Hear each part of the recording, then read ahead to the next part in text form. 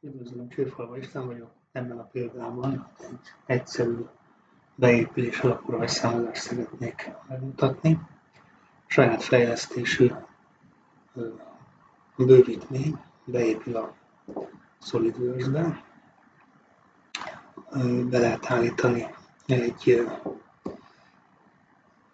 céges Excel sablont, hogyha nincs beállítva itt semmi, akkor alapértelmezett Excel sablon fog megjelenni, és ha készen vagyunk a rajzszámozásra, megvan a SolidWorks felépítési struktúrája, akkor elindíthatjuk a rajzszámozási parancsot. A jelenlegi resort állapotokat megtartja, hogyha ez be van kapcsolva. Egyébként meg a resort állapotra állítja az alkatrészeket azért, hogy be tudjuk olvasni.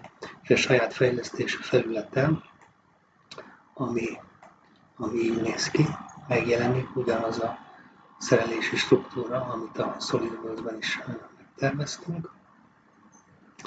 Itt látható, egyből kaptunk egy darabszámot, ilyet alapból nem tud a SolidWorks, és majd ezeket a darabszámokat fogja kiírni Excelbe a rajzszámozás után. Minden egyes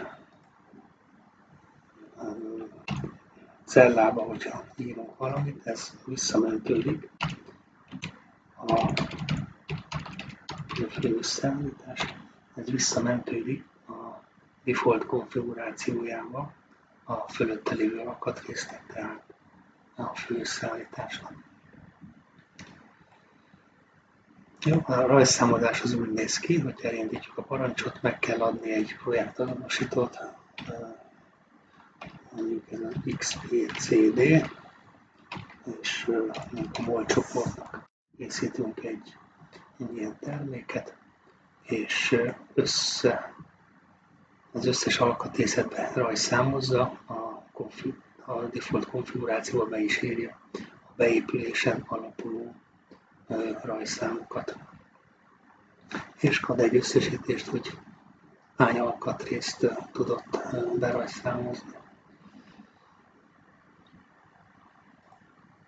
Jó, ha itt ezeket megnézzük, akkor ott láthatóak a rajzszámok, a sorba következik, az összeállításokra 0, 3 0 van a végén, az alkatrészeknél nincsen, 2 0 0.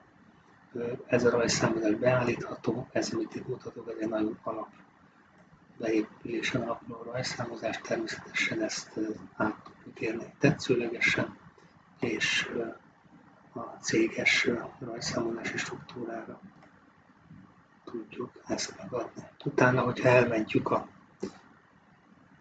változásokat, visszamentjük a SolidWorks fájlokba, a megfelelő konfigurációba, akkor, hogyha itt megnézzük, a főösszeállításnak van egy megnevezése, a főösszeállítás, van egy projektje, amit megadtunk a párbeszéd ablakba, és van egy Number mező, ami a rajzszámot mutatja.